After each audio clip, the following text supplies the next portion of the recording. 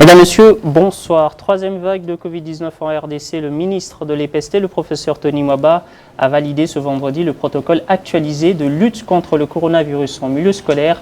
En outre, dans une correspondance adressée aux gouverneurs des provinces sur l'ensemble du territoire national, le ministre de l'EPST a annoncé des nouvelles mesures préventives pour le fonctionnement des écoles pendant cette troisième vague du coronavirus. On en parle sur ce plateau avec Guy Chungou, directeur chef de service d'Educ TV. Un réel plaisir de vous recevoir ce soir. Bienvenue. Merci, Jordi Kengawe. Que doit-on retenir de ce protocole actualisé de lutte contre la Covid ? D'abord, on doit dire que la République démocratique du Congo, aujourd'hui, est frappée par cette troisième vague de la pandémie du Covid-19. Une troisième vague qui est considérée comme un tueur sans pitié, puisqu'on doit le dire, aujourd'hui, l'État est en train de mettre en place des dispositions, des dispositifs pour répondre à cette urgence sanitaire. Mais entre-temps, notre regard rive déjà vers les secteurs de l'éducation, principalement le sous-secteur de l'EPST. Ici, puisqu'il s'agit de l'EPST, le ministre national, Tony Mwaba, a mis en place une sorte de protocole qui précise les différents principes qui doivent en principe être mis à jour pour assurer la protection des écoles, mais également la protection des élèves. On parle du protocole actualisé de lutte contre la Covid-19. Alors, c'est protocole s'adresse principalement aux chefs d'établissement, puisque ce sont eux qui gèrent pratiquement les écoles. Et donc, il a été dit dans ce protocole que le chef d'établissement a un rôle prépondérant à jouer, et surtout pour faire respecter ces différentes mesures prises par les ministres de l'EPST et Tony Mwaba. Il faut à tout prix assurer une école saine, assurer une école protégée et assurer un élève également, ou assurer la santé de l'élève au sein de ces différentes écoles. Il y a eu par exemple les élèves et les enseignants ou encore les membres des personnels ou les différents personnels qui se sentent mal à l'aise ou malades. Il leur a été demandé de rester à la maison pendant cette période. Et donc si ceux qui nous suivent aujourd'hui présentent une sorte de malaise, si vous vous sentez très désappointé ou mal à l'aise ou malade complètement, il vous est donc demandé de rester à la maison et de vous faire soigner. Puisqu'on doit le dire, avec ce vaccin volontaire, il n'y a pas encore trop d'engouement. Et donc c'est difficile comme ça de détecter qui a quoi. Il faudrait encore asseoir des stratégies, mais entre-temps, il faut prévenir que guérir. Et dans la prévention, le ministère de l'EPST, on a pu mettre en place ces différents éléments essentiels. Notamment, je parlais de ceux qui se sentent malades, qui doivent rester à la maison. Un autre point, nous allons revenir pour parler cette fois-ci du port de masque qui doit être obligatoire, pour ne pas dire sine qua non. Il est demandé à tout élève, en se rendant à l'école, d'avoir toujours et obligatoirement son masque sur lui. Puisque sans port de masque, vous êtes exposé à une sorte de contamination. Et même les différents professeurs doivent prêcher par l'exemple.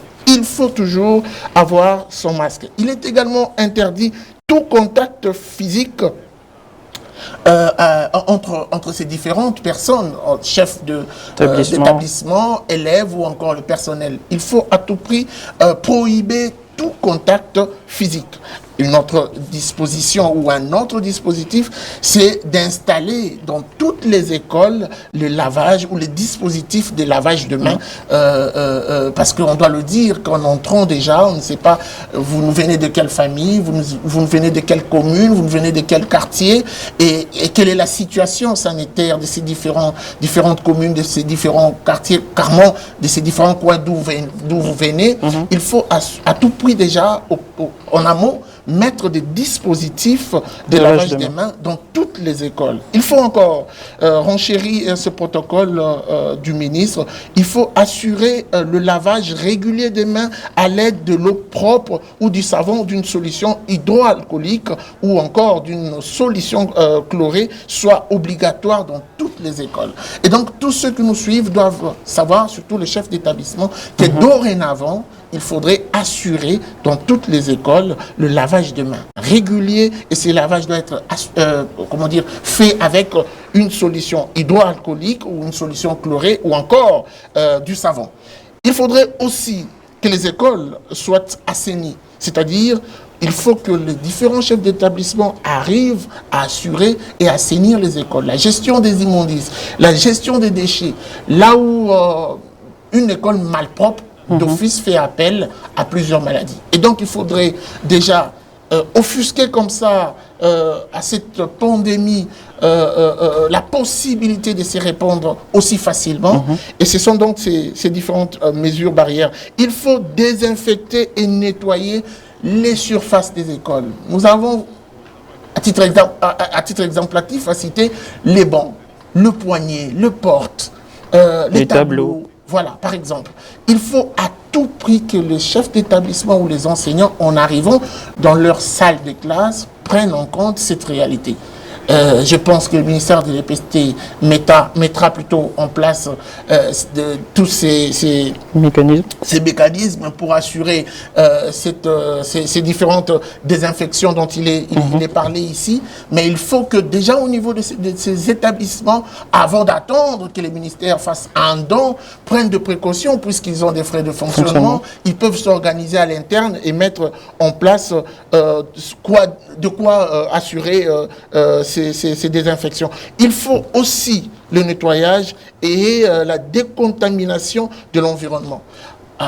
Je m'en vais déjà dire qu'il faut que ces différents établissements ou chefs d'établissement entrent en contact, par exemple, avec le ministère de l'Environnement pour passer et essayer de désinfecter un peu l'environnement de toutes ces écoles et assainir, comme je l'ai dit au départ. Il faut le respect de la distanciation en classe.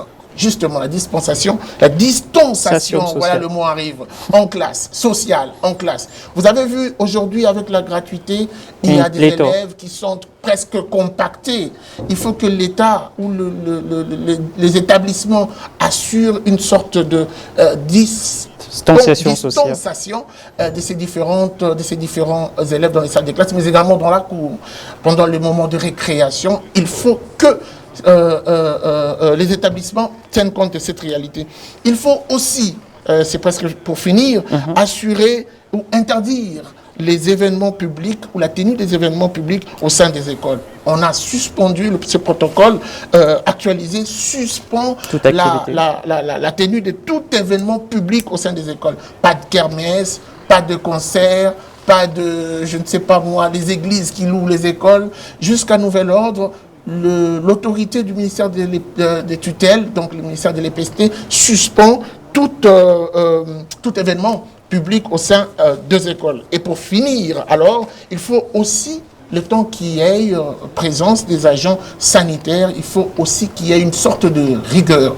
La rigueur qui doit d'abord être très visible au niveau de ces différents chefs d'établissement qui doivent prêcher par l'exemple. Il ne faudrait pas que ça soit fait ou pris en compte de manière superfétatoire. Il faut vraiment, puisqu'il faut sauver des vies, il faut vraiment que ces responsables assurent le suivi, mais également le respect ou la respectabilité de ce protocole actualisé contre la Covid-19. Ce sera ma dernière question. Ces mesures doivent être accompagnées par les différentes directions du ministère. On voit là la sensibilisation notamment.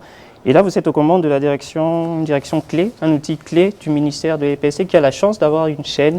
Est-ce que, aux commandes aujourd'hui d'Educ TV, comment vous serez en mesure de contribuer à cette campagne initiée par le ministre de l'EPST, Tony Mwaba? On doit le dire d'abord que toute campagne se fait accompagner d'une sensibilisation. Une campagne sans sensibilisation est vouée à l'échec.